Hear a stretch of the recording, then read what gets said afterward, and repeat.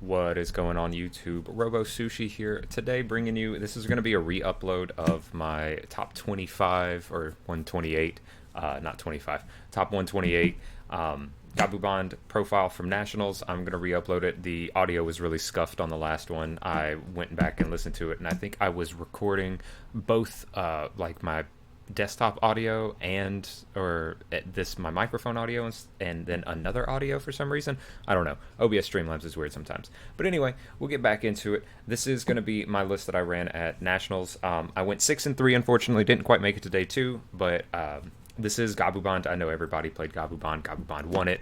If anybody saw that finals match, it wasn't super exciting, but still, I brought Gabubond. It was the deck that I really enjoyed when I started playing the format, and then also I thought it would do really well in the meta, and it did. The only people I really lost to was another Gabubond mirror. If you've played in that mirror before, you know that the mirror is basically a coin toss. Whoever sees more ice walls and gets their 2 tamers out faster probably wins the match, because then you have hybrids and you have bond plays and you have all that, and there's just nothing you can do about it. But a few techs to help with the mirror, which we'll go over as we go into it. My other loss was to a brick against a green player. He bricked, I bricked, and he just got there faster, as you know with green does. If you don't see rookies or your other parts fast enough, then the deck just kind of falls apart, and sometimes when you don't see Gabumon in a Gabubond deck, you have a bad time. So anyway, let's go ahead and get into the 55. We will go ahead and start off with the eggs. We run 4 copies of Upamon and 1 copy of Demivimon. All of these came up basically almost every match. Upamon, of course, is good draw power. It's good to have this because there's a few times where I definitely want to have 8 cards in hand, and also just to filter more, find my ice walls, find more hybrids.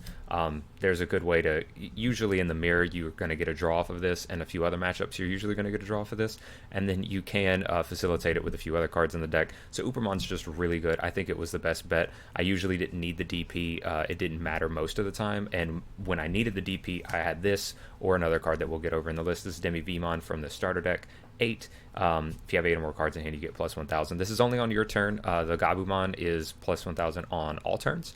But this came up when it needed to, and I didn't need to see it very often, but I always run 5 eggs in the long form matchups. Sometimes if a Beelstarmon, 3 Musketeers deck goes a little long, or if you run into security control, you're definitely going to want to see all 5 eggs. You might run out if you don't. So definitely run 5 eggs. I like Upamon the best, though, for the 4 of.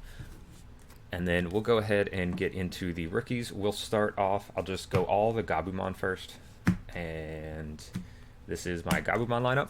We run in 4 of BT6 Gabumon, 4 Drabu BT1 Gabumon, 3 EX01 Gabumon, and 2 starter deck Gabumon. So, of course, BT6 Gabumon, this is the one where the inheritable gives your Gabubond, if you have it on, if it's in the sources of a Gabubond, you can restand it when you attack.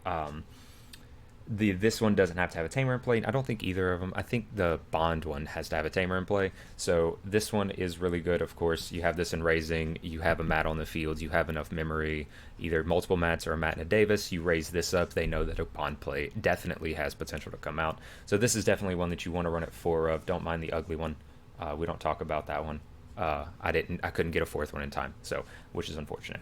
But then we have BT1 Gabumon, a little 1K, but when you play him, you get a draw card. Oh, before I forget, this also came up. Sometimes you have to play BT6 Gabumon, and it doesn't always feel bad because you can memory choke, because you gain the memory if you play a mat.